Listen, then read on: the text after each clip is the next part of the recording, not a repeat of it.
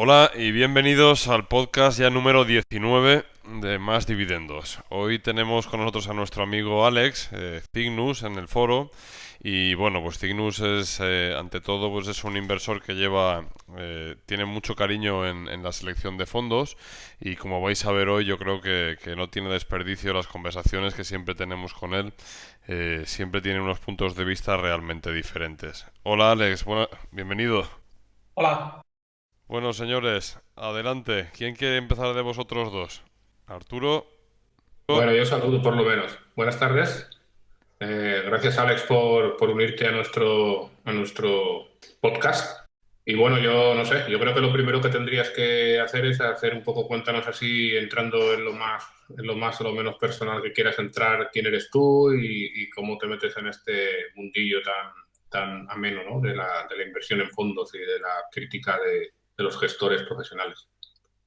Muy bien. Bueno, primero que nada, gracias por haberme invitado, que estoy muy contento de poder estar aquí con vosotros. Y bueno, en cuanto a mi presentación, pues ya llevo unos cuantos añitos en esto. Empecé en el 2002 y bueno, pues entonces no tenía ni idea. Tampoco tenía antecedentes familiares de nadie que me hubiera orientado, que tuviera un poquito de interés por esto de la bolsa y los mercados financieros. Y entonces, pues bueno, empecé un poco en plan autodidacta y así me fue al principio. Yo además quería hacer un teforras rápido y vi que lo ideal era el análisis técnico, porque además coincidió pues que en 2002 ya llevábamos un tiempecito de mercado bajista y cuando oí hablar a los analistas técnicos en la televisión y contaban pues eso, que no tenía demasiado sentido un buy and hold, que soportar pérdidas de ese calibre cuando uno podía ponerse corto y tal, dije, bueno, pues esto que dicen tiene mucho sentido.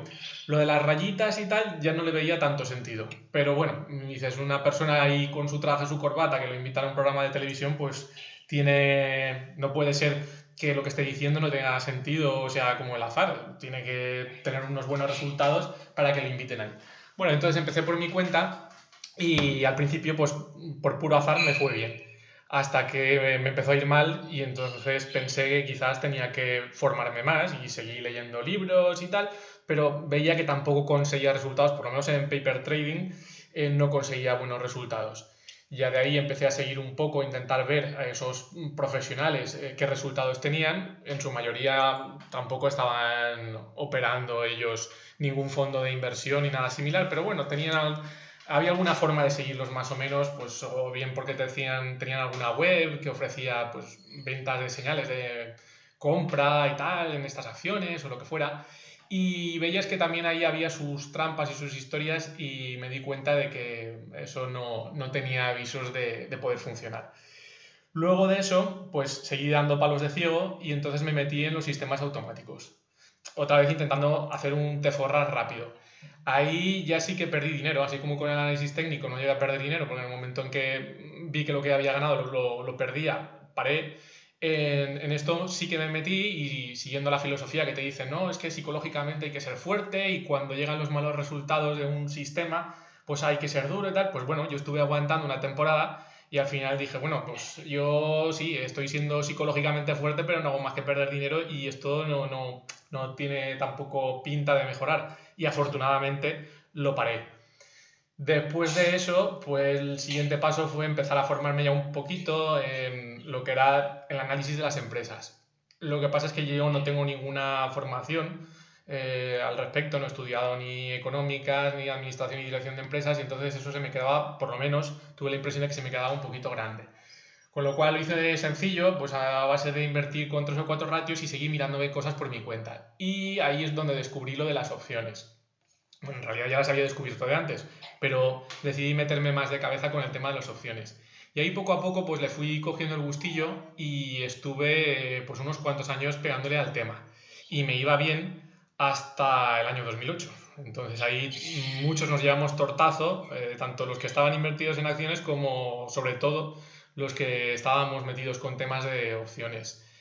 Y después de eso, pues claro, ya recapacita uno, reflexiona y tal, y aún seguí más tiempo, hasta más o menos el 2011, pero ya con la idea de que yo le estaba dedicando a aquello demasiado tiempo para tampoco conseguir unos resultados que compensaran el esfuerzo. Y en 2011, aprovechando las caídas en verano, fue cuando ya prácticamente liquidé lo que era la operativa en opciones y me metí prácticamente de lleno con los fondos de inversión y hasta el día de hoy. Eso ha sido todo. Muy bien, y bueno, ¿y cuál fue, crees tú, tuviste algún momento en el que en esta dolorosa, digamos, trayectoria en el que te hizo clic algo así especialmente? Porque aparte de hacerte clac cuando palmabas pasta, así como empezamos todos con los sistemas automáticos y análisis técnico y todo eso, ¿hubo algún momento en el que tuviste un insight así revelador? Hombre, sí, sí. Por ejemplo, no ha sucedido solo en un momento, pero especialmente, por ejemplo, con lo del sistema automático. Cuando ves que vas perdiendo dinero, y eso sirve en general para cualquier sistema que uno emplee para invertir en bolsa, cuando ves que vas perdiendo dinero y te das cuenta de que no tienes confianza en lo que inviertes porque realmente no sabes por qué funciona, es cuando te das cuenta de que esa no es la forma correcta de invertir. Tú tienes que estar invirtiendo en algo que sepas que tiene un fundamento sólido detrás. Es decir, que tú estés comprando pues, unas empresas porque sepas analizar esa empresa, sepas que tiene unos fundamentos y que esa empresa va a seguir ganando pasta y muy probablemente tú consigas obtener a largo plazo una revalorización. Entonces ahí pues bueno, tienes una cierta seguridad. Tal vez si lo haces con opciones, bueno, pues ahí tienes un volatility premium que también puedes recoger y sabes que existe y difícilmente eso va a dejar de existir. Pero claro, cuando uno ya se mete en cosas más esotéricas o productos de backtest ahí muy elaborados, ya siempre te queda la duda de si realmente hay algo ahí de fondo que le dé sustento a esa estrategia o simplemente es algo que, bien, pues eso, a base de ir probando números parece que funciona, pero realmente luego en la práctica no funciona o incluso si funciona atraviesa unos periodos en los que tú ya tienes dudas de si eso va a seguir funcionando, con lo cual no es un sistema bueno para invertir. Ese fue más o menos el insight que he ido teniendo en diferentes momentos y al final, pues bueno, uno va a parar a lo que sabe que va a funcionar, pues invertir en acciones o invertir en fondos de inversión. Y bueno, contándonos como nos has contado que, vamos, parece ser que tenías un cierto espíritu hacker ahí, porque hacker en el sentido de persona a la que le gusta ahí, pues, tener un poco el control, hacer sus propios experimentos, entender por qué funcionan las cosas y tal. ¿Cómo pegaste el salto cuántico este a fondos en los que lo único que haces es ahí darle el dinero a un señor que te cae bien y tal, por lo que dice, y no te metiste en acciones directamente? Pues porque lo que pasa es que las circunstancias familiares también muchas veces hacen a uno replantearse cómo debe invertir. Entonces fue casi un intento de pasar, de dedicar muchas horas a todo esto, a intentar dedicarle el mínimo posible. Intentar yo invertir en acciones, teniendo en cuenta que tampoco tenía grandes conocimientos de análisis fundamental y que aún así eso exige bastante tiempo, tampoco era lo que deseaba, porque dices, bueno, pues bien, dejo una cosa que invierto en muchas horas, pero paso a otra que también tengo que dedicarle bastantes horas si lo quiero hacer bien. Y entonces la solución fácil fue lo de los fondos de inversión, porque bueno, a ver, sí que tienes también que llevar cierto seguimiento de los fondos de inversión, pero en principio, cuando uno invierte en un fondo de inversión es porque confía en el gestor y tiene que dejar que actúe en el largo plazo y no salirte simplemente pues porque los resultados de este trimestre han sido peores o lo que sea. Entonces es una inversión más tranquila y que en principio no exige tanta dedicación en cuanto a número de horas, pero que a lo mejor mis circunstancias personales en ese momento hubieran sido distintas y hubiera vuelto un poco a lo que era invertir en acciones, quizás más a lo mejor tirando de un poco de consultar los ratios y cosas de ese estilo que ya lo había hecho, pero muy en plan de ir por casa. Muy bien, y esto de, ¿no ves una cierta ahí similitud entre cuando hacías sistemas automáticos y hay que ser fuerte psicológicamente y tal, y lo mismo que acabas de describir con los gestores de fondos y que no te dejes llevar por el corto plazo y hay que creerte mi historieta y tal y seguir a largo plazo contra viento y marea? Bueno, sí que tiene cierta similitud, pero no es lo mismo, en el sentido de que si uno hace el trabajo que debe a la hora de decidir dónde pone el dinero, si yo lo hubiera hecho como debía, me hubiera dado cuenta de que con los sistemas automáticos eso se ofrecía en muchísimas webs y bueno, y supongo que se seguirá ofreciendo. Pero si tú haces un seguimiento de todos esos sistemas que han funcionado estupendamente sobre el papel y tal, te das cuenta de que a partir de ese momento, si tú los sigues, no funcionan bien. Es decir, uno puede que vaya bien, otros irán mal, otros rematadamente mal, y si tú calculas el promedio, ves que en general, después de comisiones y todo, van perdiendo dinero.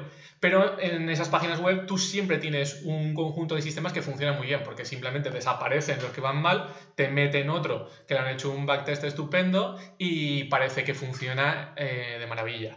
Entonces, si yo hubiera hecho los deberes, pues no me hubiera metido allí.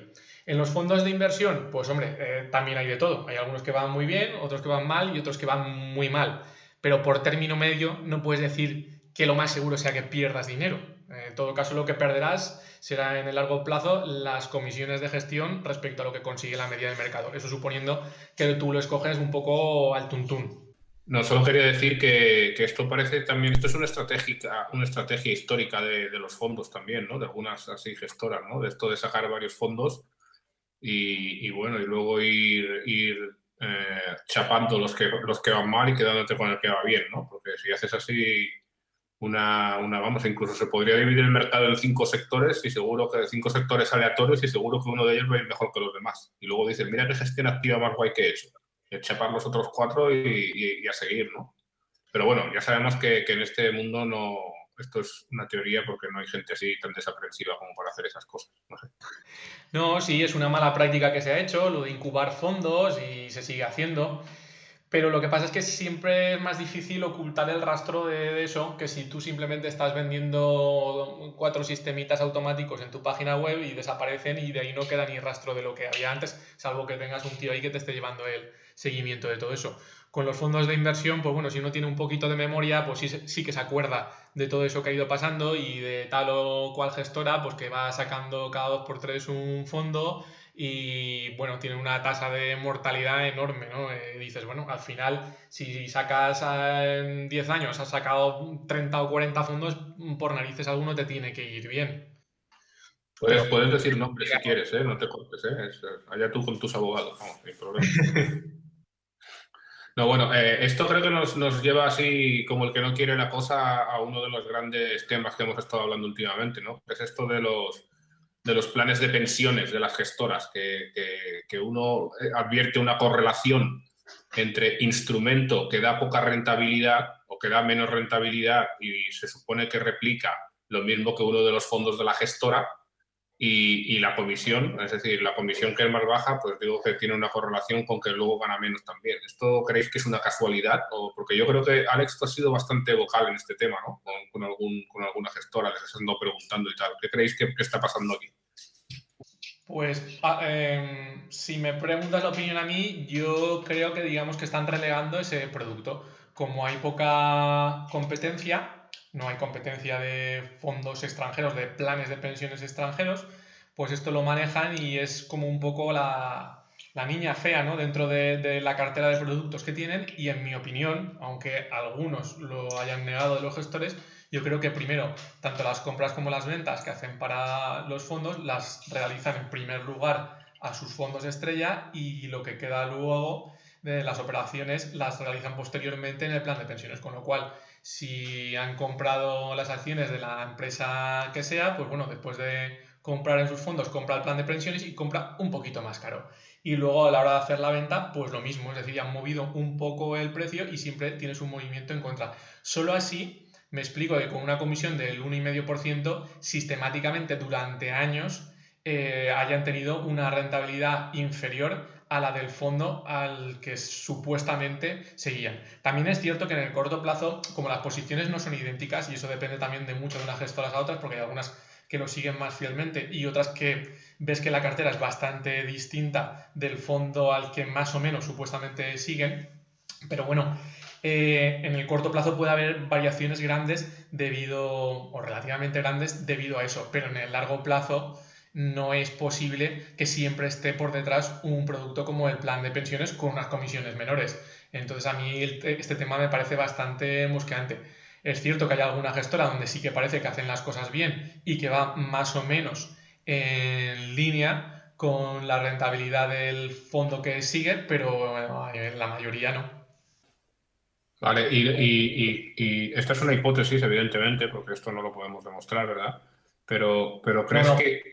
¿crees que hay una posibilidad también de que hagan cosas como, tú sabes si cuando una gestora da una orden a su mesa de trading o lo que sea de comprar ciertos valores, si tiene que indicar para qué instrumento van, si van para el fondo, van para el plan de pensiones o luego hacen así una asignación al final del día o lo que sea, y ahí también puede ser que estén ahí haciendo un poquito de arrimar en las cual la sardina que más les mola? No lo sé. Yo creo que eso no lo pueden hacer, pero tampoco pondría la mano en el fuego. Creo que debe haber un control de eso y no creo que, o sea, yo creo que en el momento en que hacen las compras ya las tienen que asignar a qué producto van, pero tampoco pondría la mano en el fuego. No sé cómo funciona por dentro de una gestora su mesa de trading, cómo lo hace todo eso. Lo que comentas no es descabellado, ¿eh? Es una posibilidad que también podría ser la explicación de lo que está pasando.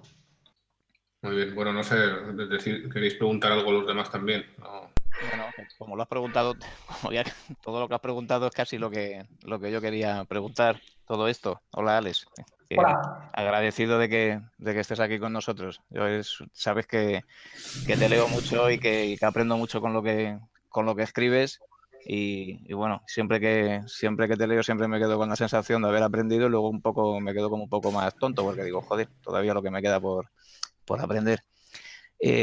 Yo, como antes ha dicho antes Arturo, que dieras nombres, yo creo, no sé si te referías, Arturo, a nombres de las gestoras. Yo ya Claro, si lo tienes que le bien a mola a él. decírnoslos, sí, claro, yo si tienes bien a decirnos, a mí me gustaría saber, Hombre, también puede decir las que lo hacen bien, si le damos un poco más efectivamente, de que, reparo, oye, porque ningún abogado se va a querellar con él claro. por Entonces, decir oye, que... si tienes a bien decir cómo tienes más o menos tu cartera, vamos, a números gordos, del porcentaje, si tienes alguna acción, en qué gestoras confías. Vamos, a mí incluso me gustaría saber, incluso si tuvieses que elegir una gestora así vamos, del tipo de donde estás, que por lo que te he leído, oye, pues parece que estás en gestoras value, pues ¿cuál es la que más confianza o las que más confianza te dan un poco pues para ubicar qué tienes en mente y con quién te alineas más? Ujú. Bueno, la gestora en la que tengo más porcentaje de mi capital es Magallanes. Y es porque tengo el fondo, el European, la clase E, que bueno, tiene unas comisiones que son interesantísimas, ¿no? Eso es para mantener, para... Y luego, por otro lado, también el microcap, que me parece un producto bastante interesante también. No es que la comisión de gestión sea baja, pero sí que, dado la limitación que han establecido en el volumen de activos, pues puede invertir en un tamaño de empresas que la mayoría de los fondos de inversión no pueden invertir. Bueno, salvo que sean muy pequeños, pero claro, luego si van bien en cuanto crecen, ya se tienen que olvidar de ese tipo de empresas. Entonces, ahí en Magallanes me siento cómodo, me gusta la gestora, me gusta cómo lo hacen los gestores. Y bueno, luego tengo también soy cliente de Advalor. Entonces, me gusta la gestión de Advalor, yo creo que son buenos gestores. Lo que no me gusta tanto es el tema de la comunicación que llevan. Y bueno, no estoy invertido en Cobas, pero tampoco estaría incómodo en Cobas. También me parece que a largo plazo, aunque ahora, pues bueno, vaya cómo va la cosa, pero yo creo que también en el largo plazo puede ser una gestora que dé alegrías a sus inversores. Muy bien. Y dentro de las filosofías bueno, porque claro, has enfocado dos gestoras que todos tenemos en mente, vamos, en mente. Yo es que de hecho también estoy invertido casi, vamos, en más fondos, pero en esas, de hecho, estoy muy invertido. Eh, eh, de las filosofías así que también a veces has escrito y hemos comentado, ¿con cuál te alineas más? Con el tema de crecimiento, porque ahora siempre todo el mundo está comentando que aquí todo el mundo es value, que todo el mundo se apunta a filosofías, pero estamos viendo que cada uno hace después un poco lo que quiere. Ahí están los del value de las empresas de calidad mode, están los del deep value que prefieren comprar barato y no comprar, bueno, no se niegan a comprar calidad en absoluto. O sea, de hecho, para mí siempre dice que prefiere comprar algo más de calidad antes que algo que esté muy barato. O sea, que acabáramos. Y bueno, más que nada un poco por tener tu idea de con qué filosofía dentro de lo que es el value, dentro de toda esta amalgama pues de tesis que tenemos así siempre en los foros, ¿con cuál te quedas o cuál es tu visión? Pues en primer lugar lo que tú has dicho, Marcos, de la amalgama del value, que bueno, para mí es que el término ya está totalmente prostituido. O sea, cualquier cosa que saquen ya parece que es value, ¿no? Y si no, no vende. Tiene que ser todo value. Claro, cuando lo utilizas el término value para llamar a cualquier tipo de gestión value, pues ya deja de tener significancia. Pero bueno, si vamos un poco a lo que tradicionalmente se ha entendido por value, y podríamos decir que es quizás no pagar unos ratios excesivos por ciertas empresas, aunque bueno, luego con Buffett la cosa ha cambiado, ¿no? Pero el value más original, ¿no? Yo es con el que me siento más cómodo, pero eso no quiere decir que no pueda invertir en otro estilo de gestión. Pero sí que me siento un poquito más incómodo en aquellos gestores que están dispuestos a pagar unos múltiplos muy elevados. Que bueno, luego es claro, todo tiene su justificación. Si esas empresas están cotizando unos múltiplos elevados es porque son empresas buenas en general o que están creciendo mucho y todo eso. Pero en general me siento incómodo pagando o viendo que el gestor paga unos múltiplos elevados por una empresa de crecimiento porque históricamente esas empresas de crecimiento, pues bueno, ha ido revirtiendo un poco ese crecimiento a la media y en general han obtenido peores resultados. Eso no quiere decir que un gestor no pueda tener unos resultados excelentes invirtiendo en ese tipo de empresas, pero como que me da la sensación de que está en un terreno donde pilla un poco el viento de cara. Y quizás es más favorable si vas buscando empresas que están un poco más denostadas o no gozan de tanto glamour. Pero ya te digo que al fin y al cabo se trata de que un gestor haga bien la faena, no ya tanto de que el estilo se defina como value o como growth. Es decir, que tú eres así maocetunista, ¿no? No importa que el gato sea blanco o negro, sino que lo que importa es que cace ratones. Exactamente, exactamente. Lo que pasa es que, claro, eso tampoco es fácil de ver. Sí que es fácil de ver quién ha estado cazando ratones, lo que se trata es de ver quién seguirá cazando ratones. Y eso es lo complicado. Claro, en esa dinámica que comentas, como tú también estás invertido en fondos de inversión, que no eres reacio, como Arturo, que no le gusta nada pagar comisiones a los gestores, eh, ¿aprovechas alguna vez, o sea, de tu etapa de a lo mejor de haber visto empresas, y aunque estés en fondos de inversión, como nos pueda pasar a muchos inversores como tú, que tenemos la mayor parte en fondos de inversión porque preferimos delegar esa función y más que nada hacer análisis casi de los gestores más que de las empresas? eh, ¿Se te abren a veces oportunidades para comprar empresas porque ya ves a lo mejor que la situación, digo, de precio, de calidad, te coincide y a lo mejor no tenías pensado hacerlo, pero la ventana que se puede abrir hace bueno, que en ciertas ocasiones puedas acumular acciones cuando a lo mejor no es el foco de inversor tuyo de comprarlas? O sea, por ponerte un ejemplo, ahora siempre estamos hablando pues de consumer staples, estamos hablando a veces de tabacos, han salido ya muchas veces el tema de Philip Morris, Altria, pues, Farmas, o sea que siempre hemos estado dando mucho a la lata con ese tipo de oportunidades que se abre. Yo hoy mismo estaba escribiendo que incluso hasta la de Warren Buffett, BRK, ha caído de 217 a 192, que bueno, que tampoco es casualidad porque va muy en línea de todas estas que hemos dicho muchas veces.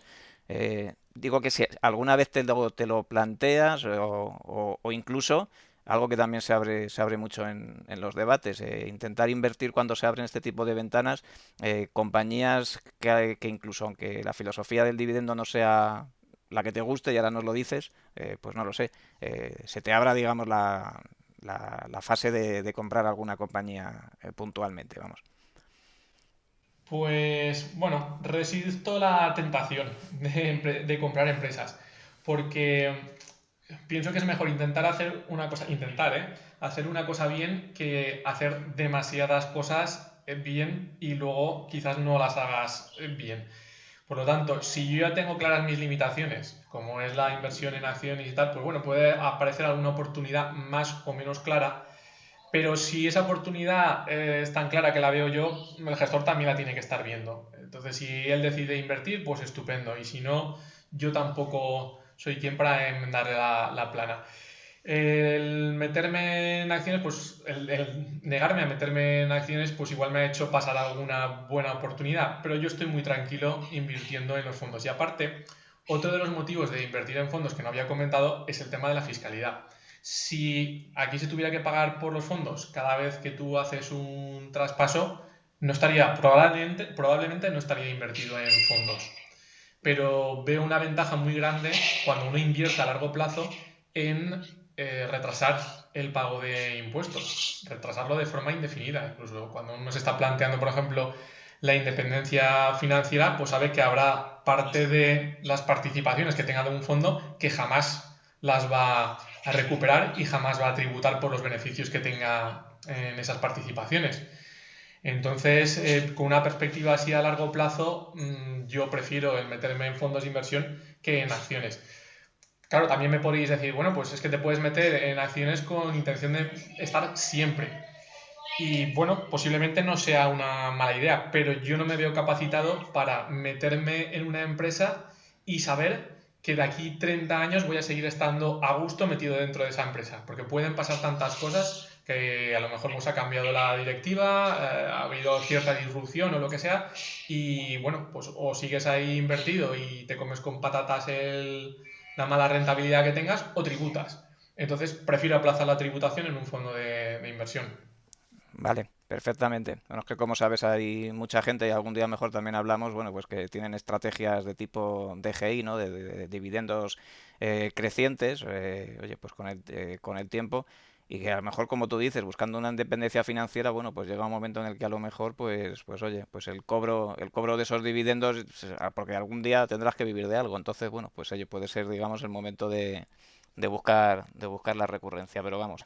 A ver, mi opinión con lo de los dividendos es creo que algo polémica o que hay mucha gente que está en contra de eso, pero yo lo veo un anacronismo total. O sea, lo veo como la monarquía, algo que existe porque ha existido, pero no tiene razón de seguir existiendo. Teniendo en cuenta que el dividendo obligas a tributar a todo el mundo, aunque él esté dispuesto a recoger esos dividendos y volverlos a invertir, y además, según el país de origen del dividendo, encima te pegan ahí un buen hachazo, yo no le veo demasiado sentido. Yo creo que ese dinero que se destina a repartir dividendos entre los accionistas debería dirigirse a recomprar acciones. Y punto. Quien tenga necesidad de tener unos ingresos recurrentes a través de dividendos lo tiene muy fácil. Vende el porcentaje de acciones que quiera, tributa y ya está. Pero que no obligue a tributar a todos los demás. Bueno, fantástico, fantástico, fantástico debate. Se va a montar, se va a montar con esto. Lo sé porque hay bastante gente. Pero es que esto es obvio, esto es de cajón de madera de pino, no me fastidies, macho. O sea, es que está clarísimo. O sea, el que opine de otra manera es una opinión, simplemente, pero no tiene ninguna fundamentación, vamos. Bueno, ya lo veremos. Yo no, Bueno, por adelantarme un poco, sí que se le da la fundamentación, que creo que una vez lo comentó, me parece que fue Rubén, ¿no? Diciendo que el tema de las recompras se hacía con muy mal timing, ¿no? Que las recompras sobre todo se acentuaban en los picos de mercado y luego cuando se producían los suelos prácticamente no había recompras. Pero dices, bien, pero es que lo que se trata no es de que hagas timing con las recompras, sino simplemente lo que tú destinarías a dividendo, que lo destines a las recompras y punto. bueno, José, dinos algo al respecto, anda. Bueno, realmente es que son, quiero decir, creo que también lo ha dicho bastante claro. Es eso de que en la teoría es una cosa, en la práctica es otra. Eh, bueno, yo creo que es que mi opinión la he manifestado ya muchas veces. Yo creo que a veces el dividendo es un síntoma también de que en algunas compañías, hablo de compañías con buena dirección, pues de más de cuidado al accionista. También es cierto que aquí ha estado tan prostituido que muchas veces han habido compañías que no deberían de haber repartido dividendo y se han endeudado inclusive para hacerlo, que sería pues también las malas praxis que han habido. Sobre el papel, pues es verdad que a priori sería mejor, ¿no? O sea, el hecho de recomprar acciones y tal. Pero bueno, yo creo que para mí personalmente, pues es el hecho de tener ingresos pasivos y demás es algo importante, ¿vale? Y bueno, pues sí que es verdad que todo lo que decís es así, o sea, está el diferimiento fiscal, está todo lo demás, pero yo creo que pues a nivel de tal y como yo lo veo, a mí sí que me gusta que las compañías que tengo pues que repartan dividendos y como Arturo lo ha dicho perfectamente, es una opinión. Entonces, claro, o sea, no puedo añadir, o sea, no rebato nada porque lo que decís es impecable a nivel de argumentación, pero, pero yo pienso de otra manera. En mi vida, ¿sabes? O sea, el papel que tienen y demás me resulta interesante y entiendo que a los demás pues no les pueda interesar, pero a mí me sigue pareciendo interesante. Sí, sí, vamos, por eso te decía que eras un contrapunto. Y bueno, y Alex, pues lo has comentado en el inicio, pero mucha gente también pregunta al respecto de cuando son los inicios, pues qué hacer con el tema del análisis técnico. Por aquí ya todos hemos pasado en algún momento, bueno, ya nos has comentado algún tema, pero vamos, que si tuvieras que dar una, una orden directa al respecto, pues qué hacer con eso y vamos, en 2 segundos y lo capeamos. Esta es una de nuestras preguntas de fondo de armario, ¿eh? Así porque siempre así, cuando estamos así que no sabemos qué decir, ya sacamos una de estas, que siempre Bueno, da yo juego. esta la tenía apuntada la primera, ¿eh? Ah, vale, vale. Bueno, venga. Dale, Ale. Bueno, pues es que depende de lo que uno meta dentro de análisis técnico.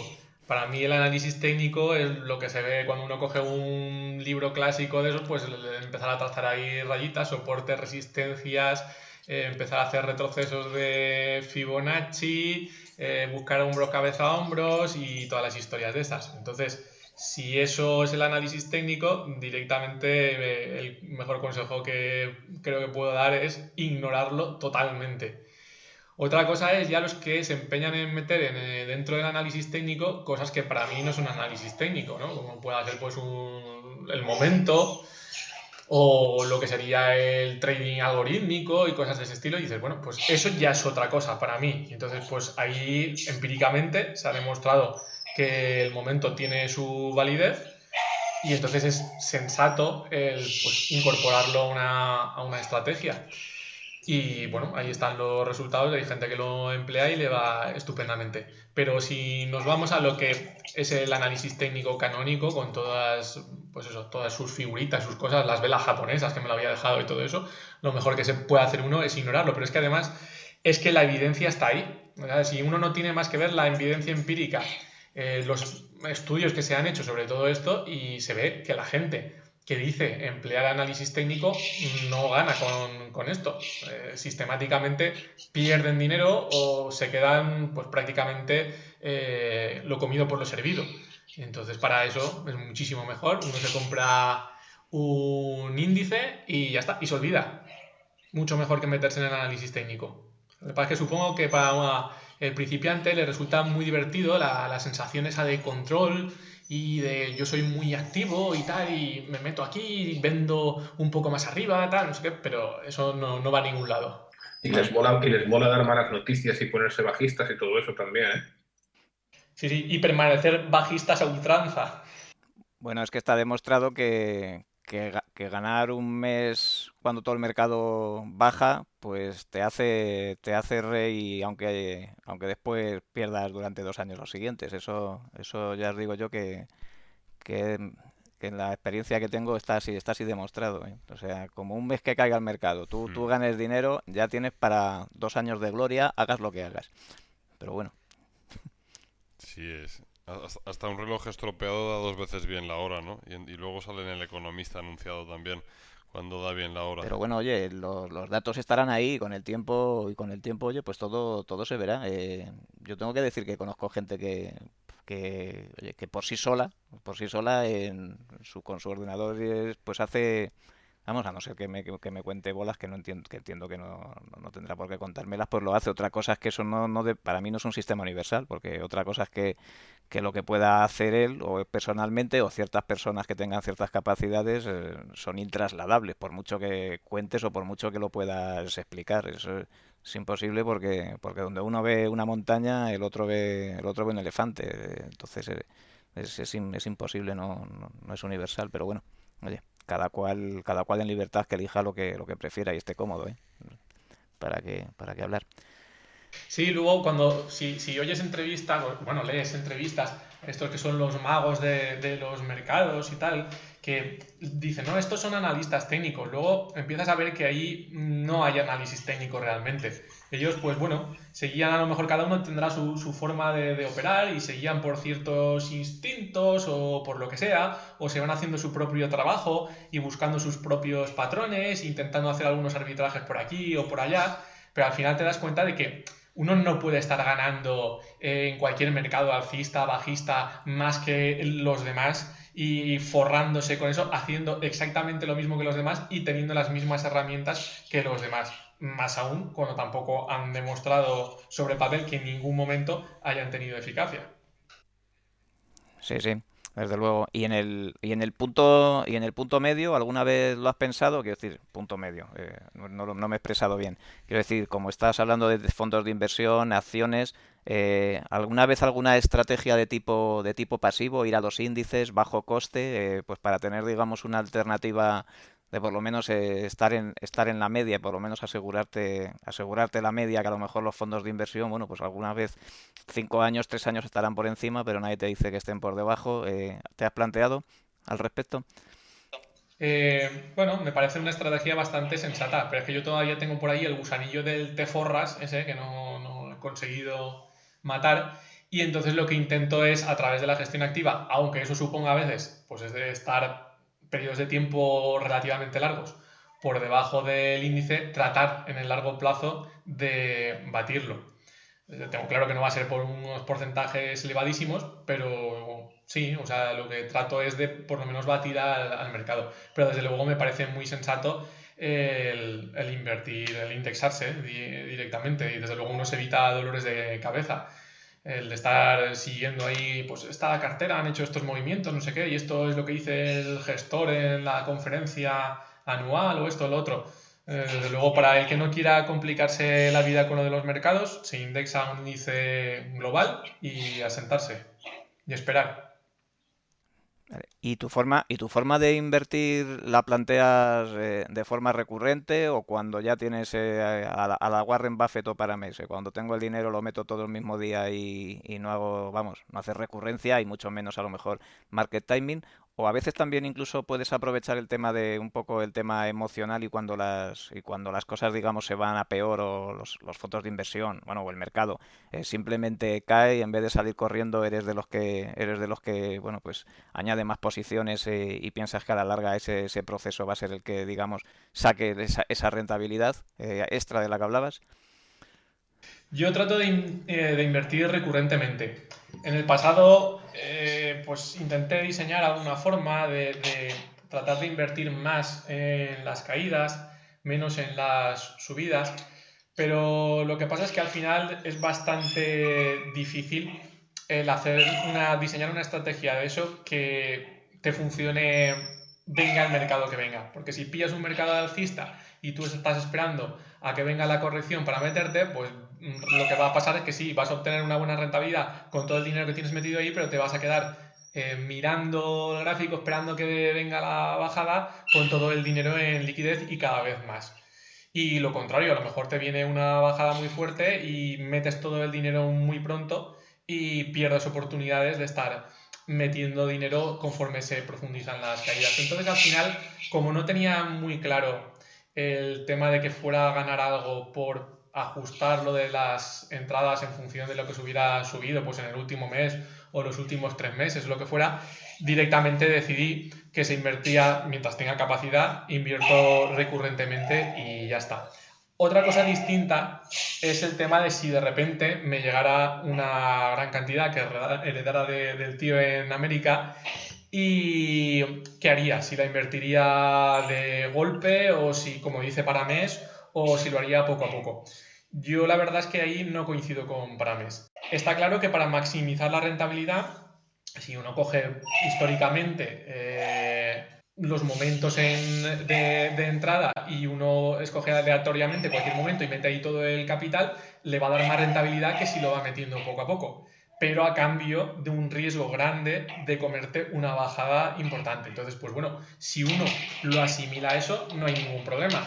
Pero el tema está en que si tú tienes un capital que es realmente importante, que te ha llegado nuevo y decides invertirlo, pues quizás no te siente muy bien de repente perder un 50%. Y es que además es lo que pasó, por ejemplo, con quien hubiera estado invertido con Paramés en el 2008. Entonces, si uno de repente hubiera ingresado ahí bastante dinero, hubiera invertido de golpe, se hubiera llevado una buena galleta. Y posiblemente hubiera lamentado el no invertir poco a poco y haber invertido desde los máximos en el 2007 hasta los mínimos en el 2009 y conseguir un precio y medio de entrada bastante mejor.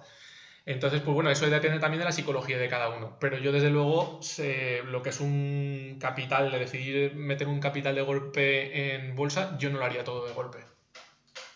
Sí, sí, vamos, en eso coincido totalmente contigo, vamos, ¿no? Yo, bueno, experiencias habrá de todo tipo, pero vamos, siempre me he preguntado si en el 2008 yo no estuviera invirtiendo recurrentemente y lo hubiera metido todo en 2007, pues no sé si estaría aquí ahora, pero bueno, esto, esto para todo. Y otra Pero cosa el que... tema, perdona, Sí, es sí, que no, creo no, que, por favor, sí que sí. creo que es relevante. El tema es que yo leí un estudio hace poco y habían hecho el tema este de forma aleatoria, ¿no? Y, y es curioso porque si tomamos el momento de entrada aleatoriamente, con todo el capital, pues parece que es más rentable el invertir el capital de golpe. Ahora, si vosotros me decís bueno, y aquí estoy un poco, ya sabes, estirando el argumento, ¿no? Si vosotros me decís que vosotros sabéis detectar cuándo es más interesante comprar, pues ahí ya me callo, ¿no? Pero claro, tenéis que poder encontrar un método que os permita determinar que vais a ser mejor que un mono Aurelio, digamos, eligiendo el momento de entrar por ese capital. Bueno, pero ahí yo, vamos, no lo digo porque sea el mejor momento, sí, seguramente, algunas veces lo hemos comentado, seguramente si todo el capital lo metiéramos todo de golpe a largo plazo sería mucho mejor que recurrentemente. Eso casi que es lo que acabas de decir, Arturo, pero ¿qué te ocurre si te coge un ciclo? Porque te puede ocurrir, o sea, lo que pasa es que, claro, esto del 2008 ya estamos siempre contando la batalla del abuelo. A lo mejor como no lo vamos a, igual no lo vemos en 50 o X años, o a lo mejor no se vuelve a repetir, pues todo esto no vale para nada. Pero desde 2007 hay muchas cosas que están todavía, han pasado 10 años, están a rentabilidad cero, casi. A rentabilidad cero y madrecita me quedé como estoy en algunos tipos. Entonces, eso ha podido ocurrir. Y no digo, claro, has tenido que tener muy, muy mala suerte, porque te ha tenido que ocurrir en una época corta de tiempo y que hayas tenido que invertir todo tu capital. Eso a lo mejor es difícil que te ocurra, pero a nosotros, a todos los que estamos aquí, nos ha podido ocurrir. A la gente que lleva invirtiendo desde 2009, 2010, no saben lo que es un mercado, no siendo la caída de 2011, bueno, a lo mejor 2016 en el inicio, vamos, pero que nada que ver con lo que ocurrió en 2008. Entonces, a ti te ocurre una de esas, metes todo el capital y hoy todavía, después de 10 años, era mejor haberlo metido en un bono. Pues, ¿y entonces qué estamos ahora? Mira, y siguiente pregunta para Alex, ¿qué opinas de la renta fija? Vale, bueno, le respondo primero a Arturo. Realmente no tengo ningún sistema para decidir cuáles son los mejores momentos de entrada, ni creo que nadie tenga un sistema para poder hacer ahí un buen market timing. Lo que yo estaba hablando son simplemente de entradas espaciadas en el tiempo, pero no controladas de ninguna forma de que ahora meto más, ahora meto menos.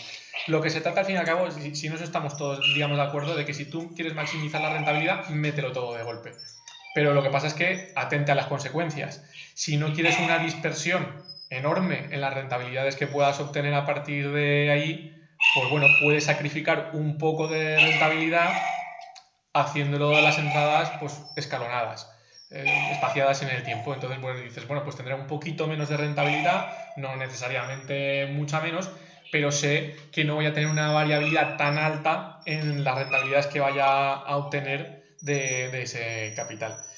Pero eso, bueno, depende ya de las circunstancias también de cada uno y de la psicología de cada uno, de lo que esté dispuesto a asumir, del riesgo que esté dispuesto a asumir. Si a uno no le importa, pues eso, jugársela a tener un batacazo fuerte que le da igual, va a largo plazo y no le importa, pues adelante con ello.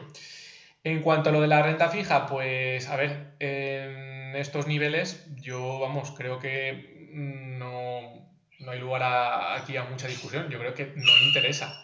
No interesa. O sea, unas rentabilidades de lo que es la renta fija de largo plazo más segura, en torno al 0%, pues no veo dónde está el interés de la renta fija. Claro, aquí uno puede empezar a sacar gráficos históricos y dice, no, pues usted hubiera mezclado una parte de la cartera con renta fija y tal, le hubiera ido muy bien y tal y cual. Dices, sí, claro, ha ido bien porque la renta fija ha ido muy bien hasta el día de hoy. Pero claro, estos no pueden seguir bajando los tipos indefinidamente y habrá algún momento en que tengan que subir las rentabilidades de la renta fija y entonces va a sufrir. Por lo tanto, estamos viendo ahora mismo un periodo histórico muy bueno para la renta fija, que hace parecer que tenga que tener un porcentaje importante en la cartera, pero no creo que eso sea lo que tengamos que ver vaya a suceder a futuro. Entonces, con estas rentabilidades yo no tendría ni un duro en renta fija, salvo que a lo mejor alguien, pues bueno, vea que en renta fija corporativa tiene ojo y puede encontrar algunas cosas interesantes, pues bueno, eso ya es un tema aparte, ¿no? Hacer una buena gestión activa de todo eso. Pero si no, no me parece interesante. Y luego respecto a unas condiciones más normales de la renta fija con unas rentabilidades más normales, pues bueno, uno la verdad es que también puede remitirse un poco a lo que comentaba Arturo unos podcasts más atrás de lo que había calculado Bernstein, que dice, bueno, si realmente la renta fija no te va a aportar tampoco una buena relación rentabilidad-riesgo, igual te merece la pena tener lo que, si quieres disminuir el riesgo, pues tenerlo en liquidez, invertido en unas letras y punto. Y ya está, y olvidarse de meterte en bonos a largo plazo, que si viene pues, un periodo hiperinflacionario, pues vas a padecer y a lo mejor la bolsa también padece. O sea, padeces por partida doble y entonces el efecto ese que te iba a hacer de colchón la renta fija, a lo mejor lo pierdes, que es más o menos lo que pasó en los años 70. José, dale aire, anda. Pregunta, que tú tienes muchas preguntas por ahí. Bueno, yo tengo un montón de aquí de la gente del foro. Venga, pues dale. Entonces, si queréis, pues empezamos. Bueno, yo voy leyéndolas todas y si ya las has contestado, pues dices, esta ya la hemos dicho antes, ¿vale? Y así ya pasamos a la siguiente. Bueno, la primera es un poco enigmática, es de Cantizano. Dice, hola Cygnus, ¿puede confirmarme que va a 3 y que 4 son multitud? Gracias. Esto... Vale, yo no sé esto muy bien de qué va, pero vamos. No, se refiere a si estoy invertido en solo tres fondos y efectivamente estoy solo invertido en tres fondos y no tengo, de momento por lo menos, salvo que viera algo muy interesante, invertir en aumentar el número de fondos, porque si viera algo muy interesante posiblemente haría un traspaso y seguiría invertido en tres. Yo no estoy muy a favor de lo de diversificar entre un montón de fondos, pero bueno, ya es otro tema. Pues mira, la segunda pregunta que nos hace Sabrola dice, ¿qué fondos tiene contratados? ¿Qué diversificación buscan los mismos?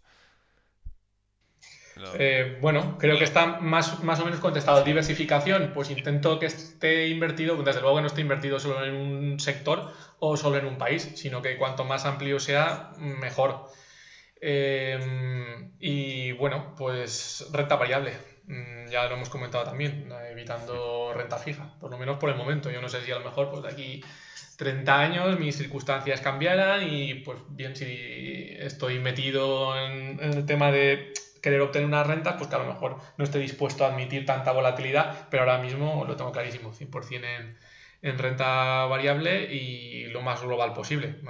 Magallanes no ofrece más que el europeo, no se sale de momento del ámbito europeo, eso lo compenso un poquito con el valor internacional, pero de todas formas, aún así, yo creo que Europa también es bastante amplia. Prefiero, por supuesto, estar invertido a nivel global, pero que tampoco estás invirtiendo en un solo país o en dos países. O sea, puede ser que unas regiones europeas vayan muy bien y otras vayan mal. Por Eh, otra. correcto. Apasil pregunta, ¿broker y gestores se nos confía para sus acciones, sus fondos? Bueno, en principio acciones no tienes ahora mismo, ¿no? No tengo, he tenido. Cuando tenía era con Interactive Brokers. O sea, en tema de comisiones, plataforma le pega 100.000 patadas a los brokers españoles. Si ahora tuviera que comprar alguna acción, pues bueno, quizás en Selfbank me parece que no cobran comisión de custodia, pues bueno, pues a lo mejor si fuera a meter ahí un dinerillo simplemente por no complicarse la vida abriendo la cuenta en Interactive Brokers, pues puede ser que lo hiciera ahí. Pero vamos, el que tenga pensado pegarle en serio al tema de las acciones, que se busque un broker de fuera, clarísimamente. Un broker de verdad, sí, sí, sí, sí. Y en la segunda parte de su pregunta decía, y en general para todos, explicación en relación a los modelos D6 y 720. Les tengo algo de respeto, con Hacienda no se juega. Creo que somos muchos que no nos atrevemos a dar el salto a acciones extranjeras por dichos formularios e igual no son para tanto. Precisamente, bueno, eso lo podéis contestar vosotros mejor que yo, pero creo que había una sentencia por ahí del Tribunal Europeo de que no estaba claro eso de que te tuvieran que obligar a declarar el 720, ¿no? De cualquier dinero que tuvieras en el extranjero. No estamos hablando de lo que consigas de plusvalías, ¿no? Sino simplemente dinero que tengas ahí extranjero. Pero, en fin, eso, vosotros lo sabréis mejor porque yo desde luego ahora no tengo que rellenar ningún formulario de esos. Hmm. Bueno, yo si queréis explico un poco, yo sí que he rellenado los dos este año, tanto el D6 como el 720. El 720 ya lo llevo rellenando varios años y bueno, o sea, al principio el 720 lo contraté a un gestor para que me lo hiciera, lo hizo 2 años y ya pues el tercero ya lo cogí yo la dinámica. El D6 es muy sencillo, es muy sencillo. Y el 720, pues bueno, pues tiene alguna parte de que, pues sobre todo cuando tienes que calcular, creo que es el saldo medio de los últimos 3 meses del año, una cosa así. Bueno, pues es leerte por ahí, muchas páginas por internet donde lo explican y es bastante más sencillo de lo que parece. O sea, yo creo que mucha gente le tiene un cierto miedo, pero si tienes la firma digital y luego pues al final simplemente es comunicar qué acciones tienes, ¿vale? Dónde están depositadas y luego pues en el caso de la liquidez, si tienes más de 50.000 euros, si no me equivoco, en liquidez, pues lo mismo, ¿no? Entonces yo no lo veo, o sea, creo que es más fiero el león de cómo lo pintan. Y luego pues sí que es verdad que digamos, son modelos totalmente absurdos, porque que tengas, en Interactive Brokers tienes el dinero en Alemania, está en Citi, y a mí me parece lamentable que estando en la Unión Europea, ¿vale? O sea, que pudieras tener el dinero en Alemania, que no es que te estés yendo a un paraíso fiscal, ni mucho menos, pues que te vayan a pegar un multazo encima porque creo que sí que las multas son un poco bestias, pero vamos, tampoco es para tanto. El D6 es el que se hace hay uno que es para Hacienda, que es 720, y el D6 es para el Ministerio de Industria y Economía. Es informativo también y bueno, pues este lo tienes que presentar antes que el 720. Pero tiene unos mínimos, ¿no? De pasta para hacer esto, ¿no? Lo digo porque para tranquilizar un poco a mucha gente que acciones extranjeras, uy, qué miedo, no sé qué, pero vamos, que tienes que tener un mínimo en dinero para tener la obligación de declarar. Acciones extranjeras no hay ningún problema siempre y cuando lo tengas en un broker nacional, es decir, lo tienes en ING, en el banco. Exactamente. Pero ya te digo, el D6 sí que es súper fácil, ¿vale? Porque realmente es la valoración que tienes en moneda local. Eso ni siquiera tienes que hacer cambios de moneda ni leches, ¿vale? Y es simplemente pues a título informativo, lo rellenas y tal y no tiene mucho más. De todas maneras, para mí yo creo que no. Yo creo que eran 50.000 euros, ¿no? Ese es el Ah, 720. El el D6 720 no. hablaba yo, ¿no? El D6 no. El D6 yo creo que aunque tengas acciones fuera ya tienes que Sí, el presentarlo. D6 creo que es obligatorio, aunque creo que mucha gente no lo hace y como que tampoco Pero lo hace mucho. esto es No le hacen lamentable, nada o de sea, caso. a mí esto sí que me da muchísima rabia que en la administración, que se supone que tienen que tener, que no se hablen entre ellos, ¿no? O sea, porque si al final ya has rellenado 720, pues ¿para qué vas a rellenar también en otro modelo? Es que no tiene yo, bueno, igual tendrá su explicación, ¿no? Pero es como que no se hablan entre ellos y yo no le veo mucho sentido. Bueno, pues Bueno, nada, un bonito introito bueno, en Hacienda y sus derivados. sí, esto con tal de meternos a un cañazo, pues siempre. A ver, Rasputín dice, saludos Cygnus, me hace mucha ilusión poder escucharle finalmente por aquí. Quería saber si le parece una buena alternativa un ETF Value a la gestión activa? ¿Y qué opinión les merecen los ETFs factoriales? Esa es buena pregunta. A ver, lo del tema de los ETFs estos, también es que lo que pasa es que algunos ETFs de los que se dicen factoriales luego tampoco llevan demasiada carga del factor ese en concreto, que se supone que tienen, sea quality o lo que sea.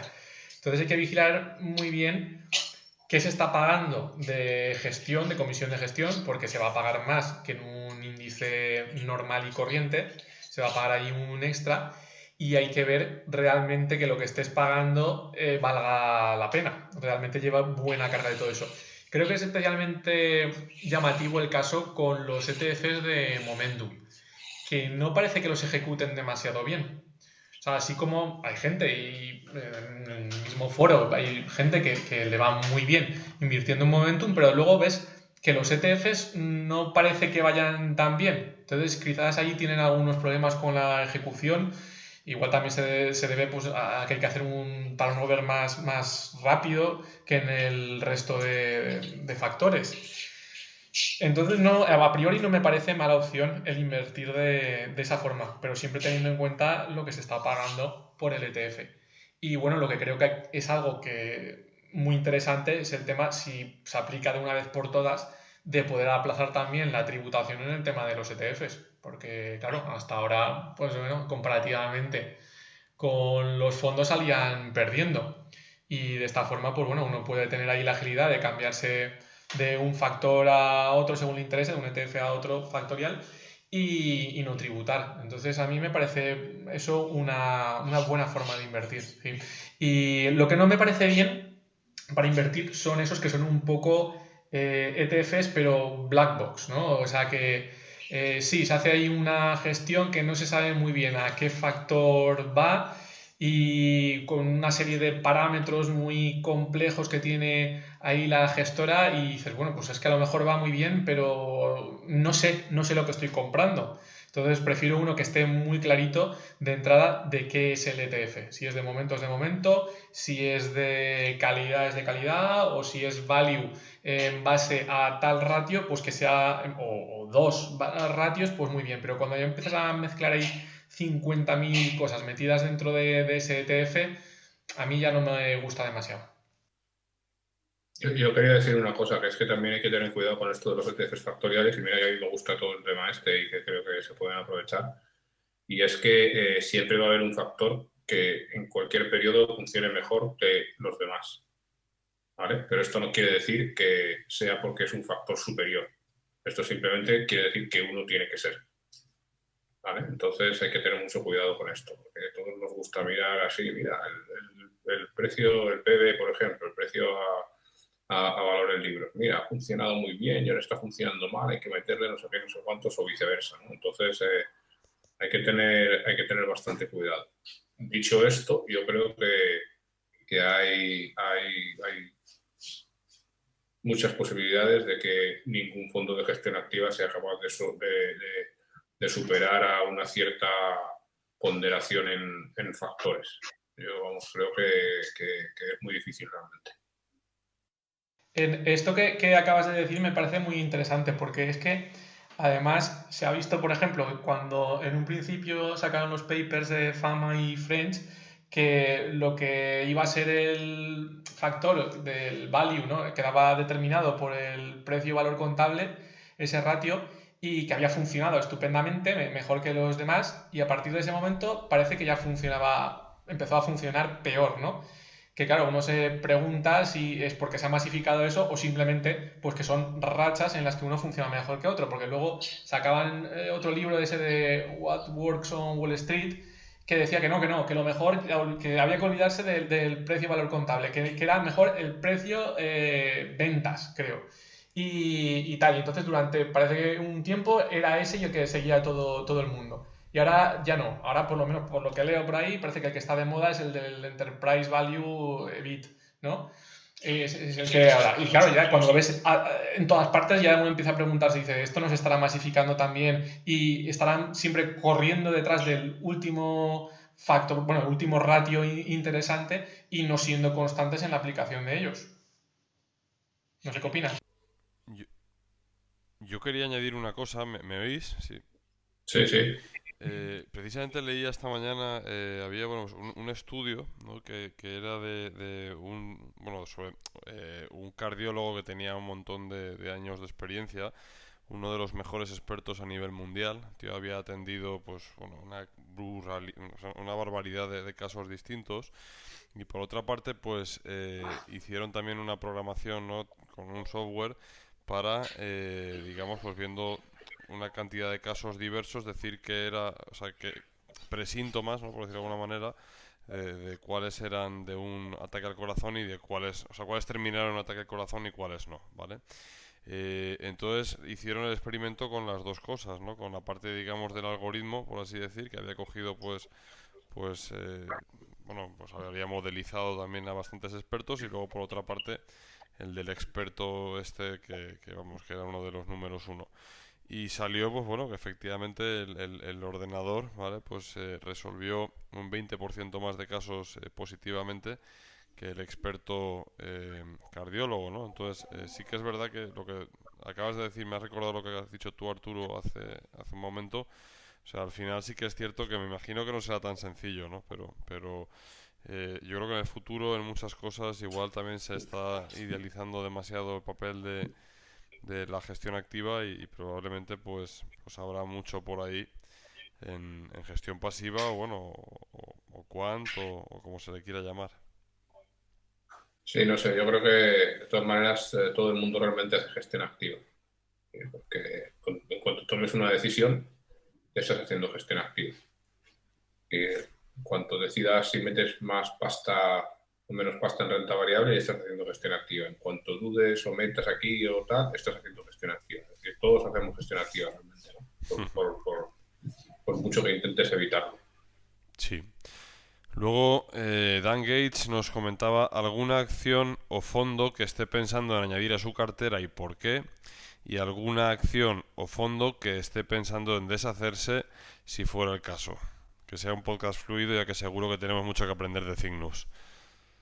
Hombre, más que fondo, lo que estoy pensando en quitarme de en medio es algún plan de pensiones. A pesar de, pues bueno, las ventajas fiscales que pueda tener y todo eso, pero por lo menos el plan de pensiones o cambia el rumbo del plan de pensiones de Advalor Internacional, es decir, deja de ir claramente por debajo de lo que sería una combinación del internacional con el ibérico o me busco otra cosa. Eso tengo clarísimo. En cuanto a incorporar, pues realmente ahora mismo lo que me gustaría poder incorporar sería, por tema de diversificar, pues alguna cosa de justo de lo que estabais comentando hasta ahora. Es decir, alguna gestión, si la quiere llamar Arturo activa, pues gestión activa pero algorítmica.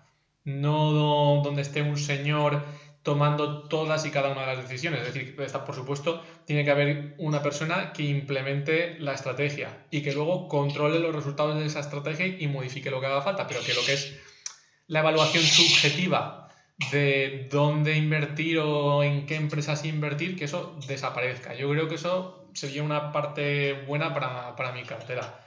Pero bueno, en el momento no hay nada que me convenza. Yo creo que es cuestión de tiempo, ¿eh? Os lo digo de verdad, porque si se han resuelto problemas como el del ajedrez y el del Go y el de una máquina que sin saber jugar al ajedrez aprende en 48 horas a jugar al ajedrez, pues no estoy diciendo, porque el modelo del juego del ajedrez es muy distinto, ¿no? al modelo de los mercados, que les tiene incluso un juego, aunque tenga un espacio de soluciones inmenso, ¿no? Pero es finito, ¿no? Y es delimitado y se sabe muy bien eh, cuando ganas y cuando pierdes, ¿no? Es decir, es discreto, ¿no? Y tal. Pero vamos, yo creo que es cuestión de tiempo, ¿eh? Y de capacidad de cálculo.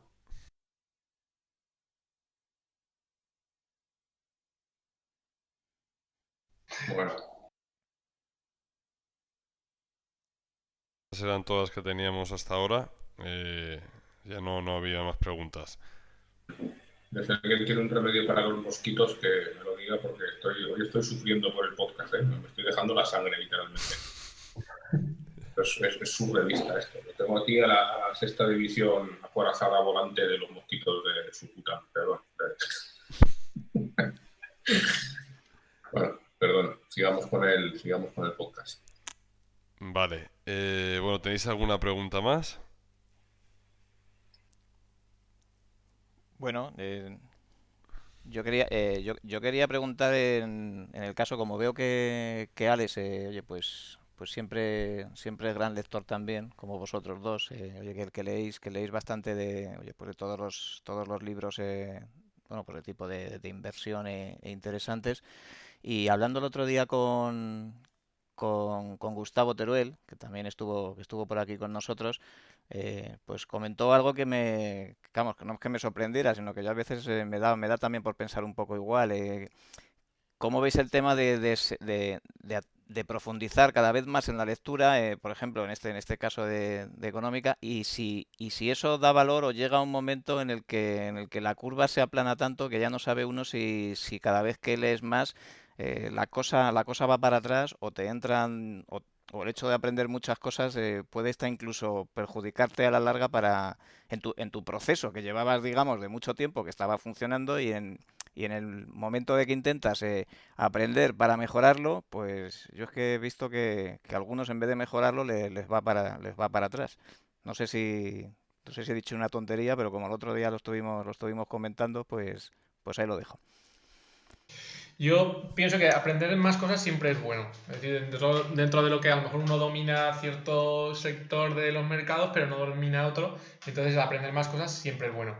Pero por lo menos en mi caso, por ejemplo, me aburren ya muchísimo los libros de autores value, de gestión value, porque es que veo que es siempre lo mismo. Si salió, por ejemplo, el de Paramés, y bueno, no es porque me parezca el de Paramés peor que otros, pero es que ya no me dice nada nuevo. A lo mejor si es uno que está recién llegado al mundo de la inversión, pues le puede parecer interesante y que le aporte cosas y tal, pero si ya llevas leídos unos cuantos libros de esos y dices, ya esto es lo mismo, mejor me pongo a leer otro estilo de libros, otras cosas a lo mejor que hasta ahora pues no me hubieran sustraído, no me hubieran llamado demasiado la atención.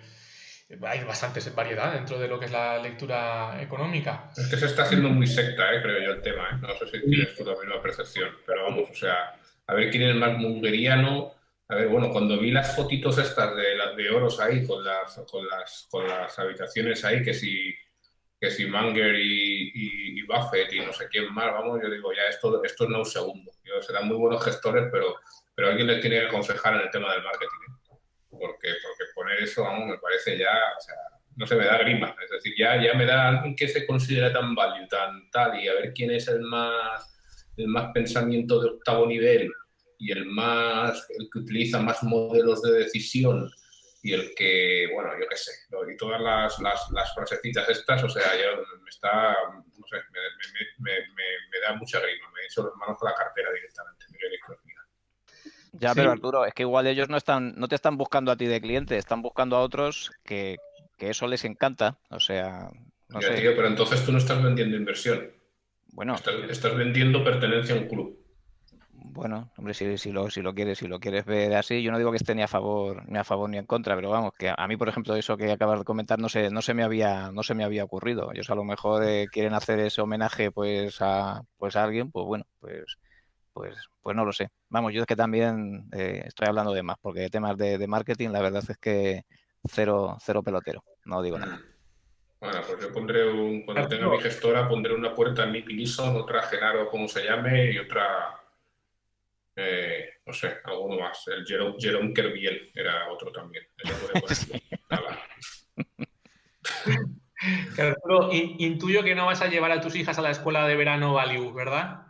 No, intuyes bien, vamos. Y bueno, y los que me dan grima son todos los hindúes, ¿eh? O sea, no los hindúes como ser hindú, sino con todos los hindúes valúe estos, que estos son ya, o sea, no sé, o sea, lo que se me ocurriría de que fuera un japonés, ¿vale? Es decir, así súper, súper, súper, vamos, estos son militantes ya, y estos me dan más grima ya que el demonio, vamos. A mí, además, cuando leo las cartas o cuando el proceso inversor de los value y todo eso, es que aparece lo del value hasta en la sopa. O sea, 50.000 veces, ¿no? El proceso inversor value, la actitud value, la no sé qué value. Y al final me recuerda un rollo en filosofía desde Hegel se puso de moda lo de la dialéctica. Y además, si uno hoy en día quiere hacer o quería hacer un texto así filosófico profundo, tenía que meter muchas veces la palabra dialéctica. Hasta que al final alguien dijo un poco lo de que el rey va desnudo, ¿no? Un profesor americano dijo, y dice, mire, usted cuando coja un texto donde esté ahí repetido dialéctica, dice, puede saltárselo. Dice, donde ponga dialéctica como si no existiera. Usted sigue leyendo. Dice, y tendrá exactamente el mismo sentido que si lo hubiera leído lo de la palabra esa. Dice, y si no le encuentra ningún sentido, consuélese pensando que es que de todas formas tampoco iba a tener ningún sentido con la palabra dialéctica. Pues esto de lo del value creo que es exactamente lo mismo. Es decir, cuando uno empieza, no, es que seguimos un proceso inversor value con unas perspectivas value y tal actitud value. Y mira, directamente sáltese esas palabras y lea lo que hay ahí entre líneas a ver si aún saca algo en claro. Y si no saca nada en claro, es que es puro marketing y punto. Olvídese, no están explicando nada en realidad. No vas a ver cuál es el verdadero estilo de gestión porque lo único que están haciendo es venderle un producto. Me parece muy, muy sensato. Yo es que creo que hay tres tipos, ¿no? Están los que compran por Amazon los gallumbos usados de Buffett, que son todos los cheerleaders y tal, bueno, que ya llegan a un extremo totalmente kafkiano digamos, de adoración y Y fanatismo. se hacen fotos con la biblioteca detrás, ¿no? Y se hacen fotos. Bueno, corramos un tupido velo. Y luego tienes, pues los que realmente, pues bueno, yo creo que les han salido los dientes con todo este tema, ¿no? Que llevan ya pues desde el principio y que yo creo que, bueno, pues que llevan esa etiqueta un poco porque lo son, o sea, porque sí que es verdad que profesan ese estilo de inversión, pero digamos que estaban ya desde el inicio, cuando nadie oía hablar del value investing, pues ellos ya estaban. Y luego están los que pues al rebufo, digamos, de todo esto, ¿sabes? Pues no tiene, se ponen ese ropón, ¿sabes? Se ponen ese disfraz y demás y aprovechan también, pues porque tiene tirón, porque al final, pues es verdad que el círculo de influencia que se ha ido aumentando cada vez más, hay cada vez más gente que le mola y tal, el rollo este del value investing. Y entonces, pues bueno, pues es lo que tú dices, al final se prepara toda una serie, digamos, de marketing corporativo para hacerlo. Pero vamos, yo no lo veo. Es que con los libros, si os fijáis, la mayoría, una vez has leído los cinco o seis más importantes, el resto es más de lo mismo. Yo creo que han habido pocos que te hayan sorprendido un poco más. Hablábamos tú y yo, Arturo, también de ese de Kundil, que la verdad es que los dos que tiene, pues, pero porque el tío en sí era pues una persona muy aventurera y yo creo que pues un poco vividor y tal.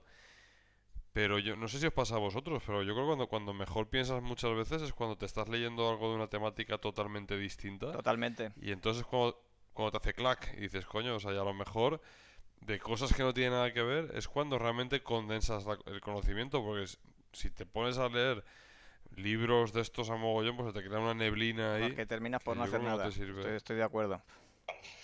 Yo es que además creo que lo de los libros, una vez leídos, pues eso, los básicos y tal, el pensar que vas a estar leyendo ahí tropecientos libros más de inversión y vas a mejorar muchísimo, quizás esté más equivocado. A mí hay veces que me aporta mucho más seguir determinados blogs o a veces leer un artículo en concreto o perder el tiempo yo en hacerme algunos cálculos y el seguimiento de algunos fondos o lo que sea y sacar ahí alguna estadística o eso, me aporta más que ya lo que pueda encontrar en otro libro del gestor de éxito X.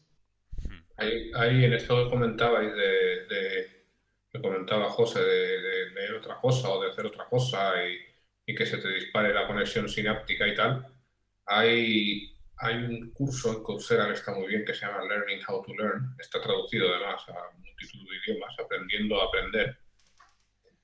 Y hay varios libros, leí uno también que no me acuerdo, pero no sé ni por qué lo digo, porque como no me acuerdo, y lo único que voy a decir es que sí que habla de que hay distintas formas de aprender y una de ellas es dejar de hacer lo que estás haciendo.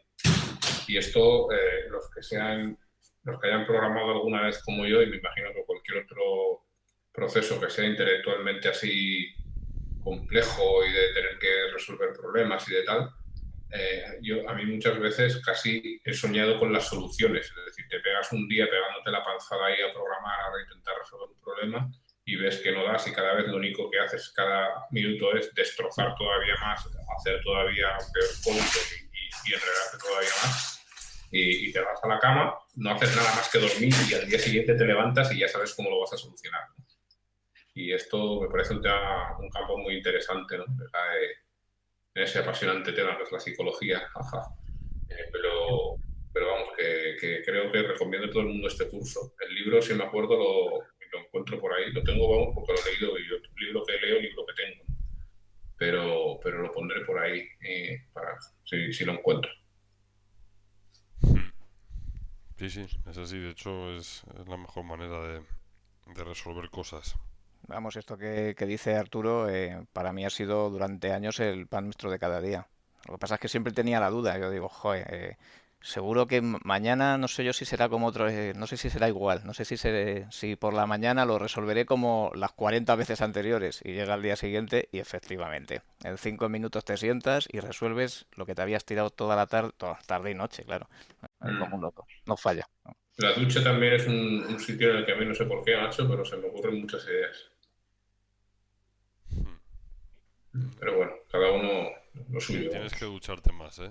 No por No, pero es llamarlo. que espero una vez a la semana, ¿no? Para que vengan todas del aluvión, ¿no? Si me duchara cada día, pues sería un poco más rollo, ¿no? Se me diluirían las ideas. Además, así ligo más también. Exacto. Claro. Las mujeres, las feromonas es lo que realmente las mueve. No sé si lo sabéis, pero... Bueno, ¿y algún libro que recomendarías, Alex? Eh, sí. Pues a ver, así de lectura económica más o menos relacionada. Tampoco sé si lo deberíamos llamar de economía. Uno que lo que pasa es que lo digo el título en español, aunque está en inglés, ¿no? Que es El ataque de la blockchain de 50 pies. Con el título uno ya se hace la idea un poco de que va de coña, ¿no? Pero bueno, todo basado en datos. Entonces el autor es muy crítico, David Gerard creo que se llama, es muy crítico con todo el tema de la blockchain, bueno, no en realidad con la blockchain, sino con Bitcoin y todas las otras altcoins que han aparecido. Entonces lo hace muy ameno, va contando historietas de los creadores de todo eso, de qué es lo que ha pasado en la evolución de cada una de estas monedas, cómo te venden que parece que la blockchain vaya a ser la solución de todo y bueno, pues que solucione algunas cosas, pero ni mucho menos que parece que cualquier problema que haya hoy en día, hasta el tema de la pobreza mundial, te lo vaya a resolver una altcoin, ¿no? Y a mí ese libro es cortito y me resultó bastante divertido de leer. Entonces eso ya hace, si uno tiene, por ejemplo, gusto por meterse así en cosas exóticas, invertir en monedas, en criptomonedas, pues bueno, con ese libro yo creo que uno ya se hace una idea de dónde se está metiendo. Y luego ya, pues no hay lugar a sorpresas. Si uno le va muy bien, pues estupendo. Pero si acaba perdiendo todo el dinero, ya sabe por qué, ya sabe que estaba avisado. Y luego otra lectura también, que esa no tiene ya nada que ver con economía, pero yo creo que es provocativa y merece la pena. Y además la han traducido recientemente, que es Contra la democracia. Se lo ha escrito un profesor de filosofía americano, creo que es, y es así de tendencia libertaria. Y es un libro que lleva a pensar, o sea, es una crítica bastante fuerte contra la democracia. Diríamos que es totalmente contraria, ¿no? Porque hoy en día lo tenemos asumido que esto es el mejor de los sistemas y bueno, hay que leerlo. Si uno tiene cierto interés por algo de filosofía política, aunque no esté de acuerdo, merece la pena echarle una ojeada a ese libro. Este es el de Jason Brennan. Exactamente, sí. Vale.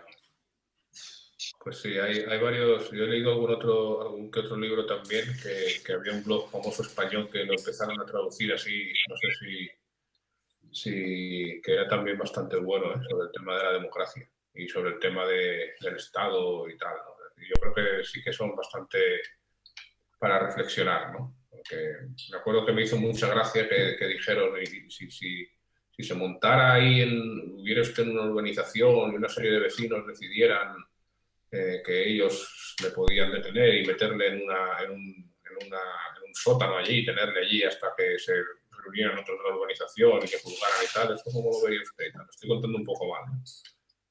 Y dice, pues eso es lo que hace el Estado, ¿no? O sea, se arrogan de este... Pero hay que leer el libro porque lo estoy explicando fatal, ¿no? Pero vamos, es decir, es la policía, es todas las estructuras estas y lo del contrato social. A mí lo que me gusta mucho de ese libro es cómo se cepilla el tema del contrato social, que es esto de que hay aquí una cierta obligación, de que hay unas ciertas expectativas y tal, y de que tenemos todos unos derechos, ¿no? Por ser parte de una sociedad, que es una falacia total, ¿no? Porque lo único que tenemos realmente son deberes. O sea, de hecho, sí tienes algunos derechos y tal, pero te los cambian cuando les viene en gana. Este es el libro que ha editado el Instituto Juan de Mariana, ¿me suena? ¿Cuál? ¿El de Contra la Democracia? Sí que es. Es que me sonaba, cuando veía el de Johan Norberg, el de Progreso, me sonaba haberlo visto al lado. Sí, sí, bueno, pues tomo nota. Y por cierto, ya que has dicho el tema de las criptodivisas y Bitcoin, ¿tienes opinión personal al respecto de ellas? Sí, es decir que, Que bueno, me yo molan soy... mucho, por lo que ha dicho, ¿no?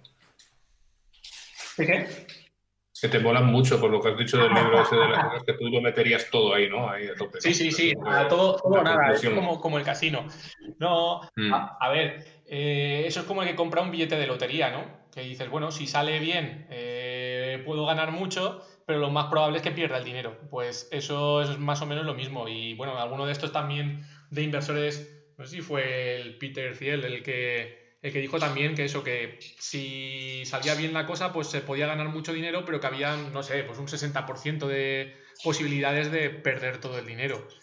Y eso que él creo que tiene intereses ahí. O sea, que igual el 60% se queda corto. Por lo tanto, lo del tema de las criptodivisas, que yo creo que hoy por hoy tienen unos problemas gordísimos que resolver para que eso sea viable. En primer lugar, tienen el problema de regulaciones y la oposición, de momento no demasiado fuerte, pero la oposición del Estado. O sea, no creo que fácilmente se da, por ejemplo, Estados Unidos a que se convierta el Bitcoin en la moneda universal en lugar del dólar. Eso por un lado. Y por otro lado, también está el tema de si algunas de esas que son anónimas, porque el Bitcoin no es anónimo, pero algunas de estas que son anónimas tampoco le interesa al Estado porque podrían de ahí evadirse impuestos. Entonces ahí también habría cierta oposición si realmente eso empezara a mover mucho dinero. Y luego, pues eso, problemas serios de todas las criptomonedas, pues está en que no pueden mover muchas transacciones por segundo. Entonces se vendían como que eso iba a ser el sustituto de pagar con una tarjeta Visa y dices, vamos, ni de coña, hoy por hoy es imposible. Y ya otro problema también muy gordo es el tema de el impacto que tiene todo el consumo bestial de energía para conseguir hacer seguras esas monedas, ¿no? Pues con tantos mineros por ahí y tal, y la cosa ya se empieza a ir un poco de las manos. Yo creo que esto no tiene demasiado sentido, todo ese consumo energético que según los defensores de esas monedas son para hacerlas resistentes, ¿no? A los ataques y tal y cual. Dices, ya, sí, pero no sé, yo creo que ese coste energético que estamos pagando todos en forma de contaminación, no sé si compensa a la seguridad de tu moneda. Más teniendo en cuenta que es que no estás moviendo apenas transacciones por segundo comparado con Visa. Pues la verdad es que sí. Os iba a decir, llevamos 1 hora 24. Yo creo que tendremos que dejarlo ya por hoy, si os parece bien, porque la verdad es que mañana es lunes y tenemos también bastante lío. Pero vamos, yo antes de terminar me gustaría pues agradecerte muchísimo que hayas venido y la verdad que vamos, me ha parecido un podcast interesantísimo. La verdad que yo he disfrutado un montón. ¿Qué tal la experiencia? ¿Te ha gustado? Sí, me ha gustado mucho, me lo he pasado muy bien con vosotros y vamos, también aquí aprendemos todos de esto, ¿eh? Escuchándoos a vosotros aprende también un montón. Arturo, Marcos, Nada, yo encantado. Ya sabéis que a mí me gusta mucho seguir a Alex, vamos, en el foro y todo lo que dice, así que vamos, encantado de haber compartido este tiempo contigo. A ver, yo, vamos, soy mega fan de Alex. O sea, no sé si no se nota, pues lo digo yo, pero vamos, espero que venga más veces, vamos, porque hoy además he estado muy distraído porque me están devorando los mosquitos, no sé si lo he dicho antes ya. Ese es el karma. Y sí, no sé qué habré hecho yo en mi vida, macho, para que se ceben en mí, pero vamos, es surrealista, vamos, como me están Pues no ducharte, coño, si no lo has dicho antes, Pues, tío. claro, además las mosquitos que pican son hembras, además, o sea, que lo sepáis. Pero bueno, que sí, que espero otro día estar un poquito más ingenioso que hoy, porque vamos, o sea, estaba más en otras cosas. Y he encontrado el libro, también lo digo, es de Michael Huemer, con H, Huemer. Solo está en inglés, pero lo digo en español. El problema de la autoridad política, un examen del derecho a la coerción y del deber a obedecer, el deber de obedecer. A mí me gustó mucho. Pues nada, pues señores, lo dejamos por hoy. Muchas gracias a todos y hasta el Un siguiente abrazo. podcast. Gracias. Muchas gracias. Venga, hasta luego, chao, chao.